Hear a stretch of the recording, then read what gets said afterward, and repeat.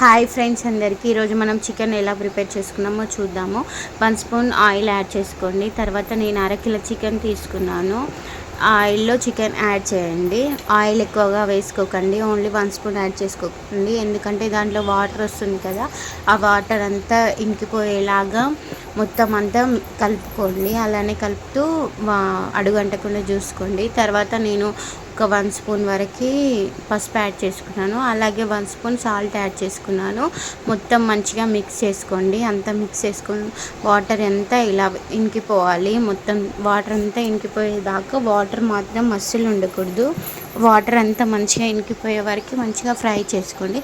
తర్వాత ఒక ప్యాన్ తీసుకోండి, దాంట్లోకి మసాలాలు యాడ్ చేసుకోండి. ధనియాలు అన్నీ మీడియం ఫ్లేమ్లో పెట్టి వేయించుకోవాలి. మసాలాలన్నీ యాడ్ చేసుకొని అన్నీ మంచిగా మిక్స్ చేసుకోండి. మీడియం ఫ్లేమ్లో పెట్టి అన్నీ మంచిగా కలుపుకొని అన్నీ మంచిగా మీడియం ఫ్లేమ్లో పెట్టుకొని కలుపుకోవాలి. అన్నీ ఎక్కువగా హై ఫ్లేమ్లో పెట్టుకొని మసాలాలన్నీ కలపకండి. మనం ఫ్రెష్ ఇంట్లో ఉన్న అల్లం యూజ్ చేయకండి, ఇలా ఫ్రెష్గా పట్టుకొని మాత్రమే యూజ్ చేయండి. ఎందుకంటే అప్పుడే చికెన్ టేస్టీగా ఉంటుంది. పచ్చడి కూడా ఎక్కువ డేస్ ఉంటుంది, ఖరాబ్ కాదు తొందరగా. ఇలా అన్నీ మిక్స్ చేసుకొని మంచిగా కలుపుకోండి. అలా పక్కకు పెట్టుకోండి చల్లారిన దాకా. తర్వాత మనం ముందుగా వేసుకున్న చికెన్ ఇలా అయిపోయింది అంతా మంచిగా. ఇవన్నీ మనం పసుపు యాడ్ చేసాం కదా, అది కలర్ అదే దాంట్లో కనిపిస్తుంది కదా మనకి. మంచిగా వాటర్ అంతా ఇంకిపోయే వరకు మనం కలుపుకుంటూనే ఉండాలి. ఫస్ట్ ఒక 2 మినిట్స్ వరకు హై ఫ్లేమ్లో పెట్టి కలుపుకోండి. తర్వాత మీడియం ఫ్లేమ్లో పెట్టుకొని కలుపుకోండి. ఇలా మంచిగా చేంజ్ అవుతుంది, మనకి కలుపుతూ ఉంటుంటే చేంజ్ అవుతుంది.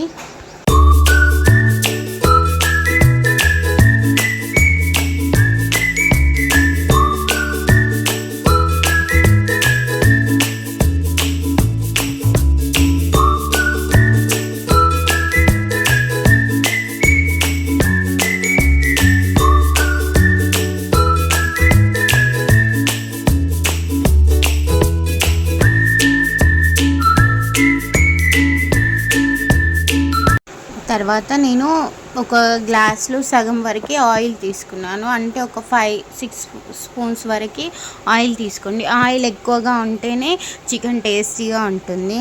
అందులోటి ఇంకోటి ఆయిల్ మనం ఎంత పోసినా కానీ మార్నింగ్ వరకు చికెన్లో మొత్తం గుంజుకుంటుంది, ఆయిల్ కనిపించదు. మనం ముందుగా వేయించుకున్న ధనియాలు ఇలా మిక్సీ పట్టి పక్కకు పెట్టుకోండి. తర్వాత ఆయిల్లో మంచిగా ఇవన్నీ బ్రౌన్ కలర్ వచ్చే వరకు పీసెస్ మంచిగా వేపుకోండి. మనం కలుపుకుంటూనే ఉండాలి, లేకుంటే అడుగంటుకుంటుంది మొత్తము. మీడియం ఫ్లేమ్లో పెట్టుకొని, మీడియం కాకుండా అటు హై కాకుండా మీడియంలో పెట్టుకోండి. స్టవ్ మీడియంలో పెట్టుకొని తర్వాత అల్లం కూడా ఫ్రెష్గా ఉండాలి. మన ఇంట్లో ఉన్న అల్లం యూస్ చేయకూడదు, యూస్ చేస్తే పచ్చడి తొందరగా ఖరాబ్ అయిపోతుంది. అల్లం మంచిగా ఫ్రెష్ది అయితేనే టేస్టీగా ఉంటుంది. మనకు టేస్ట్ వచ్చేది అల్లంలో.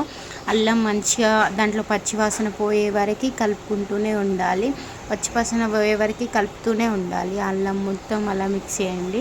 అల్లం అంతా మీకు తెలిసిపోతుంది. ఇంకా తర్వాత అల్లం కూడా కలర్ కొంచెం చేంజ్ అవుతుంది. మీరు ఇలా దాంతో స్పూన్తో ఇలా పైకి అనుకొని చూసుకోండి, తెలుస్తుంది మీకే.